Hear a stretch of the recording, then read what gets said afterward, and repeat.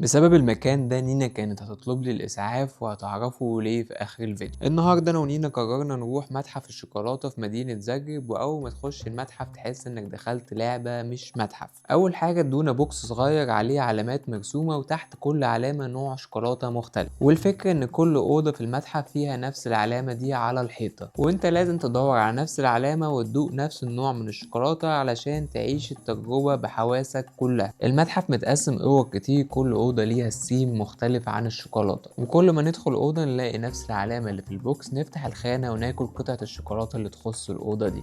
بصراحة الموضوع كان ممتع جدا، لأنك مش بس بتتفرج، انت حرفيا بتتعلم عن الشوكولاتة وانت بتاكلها.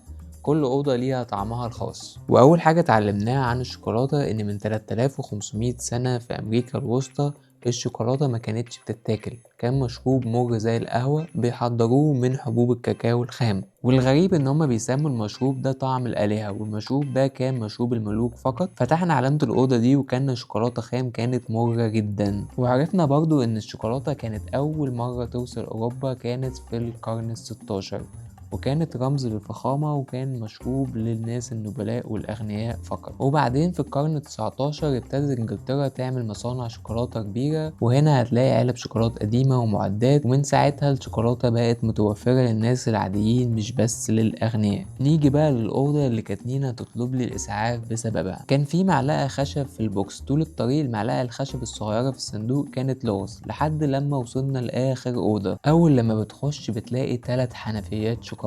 ايوه 3 حنفيات شوكولاته، اول واحده دارك شوكليت، تاني واحده شوكليت ميلك، وتالت واحده وايت شوكليت. حط معلقتك يا باشا وافتح الحنفيه وعيش. في الاول دقت كل نوع شوكولاته لوحده، وبعدين ابتديت اتفلسف واحط شويه من الدارك على شويه من الميلك على شويه من الوايت، وانا مبسوط زي الطفل. وفي لحظه حسيت ان المتحف كله معمول عشان اللحظه دي بس، 3 حنفيات شوكولاته قدامك ومحدش بيقولك كفاية. أنا حرفيا دخت وكان هيغمى عليا من كتر الشوكولاتة اللي كلتها، وعلشان كده نينا كانت هتطلب لي الإسعاف. لو جايين زاجرب وبتحب الشوكولاتة المكان ده لازم تزوروه. الفكرة بسيطة والتجربة مسلية، بس ما تعملوش زي عشان ما يحصلكوش حاجة. اكتبولي في الكومنتات ايه اكتر نوع شوكولاتة بتحبوه، الدارك ولا الميلك ولا الوايت. لو تحبوا تشوفوا اماكن تانية غريبة وممتعة في زاجرب قولولي، وما تنسوش اللايك والسبسكرايب، ونشوفكم في فيديو جديد ان شاء الله.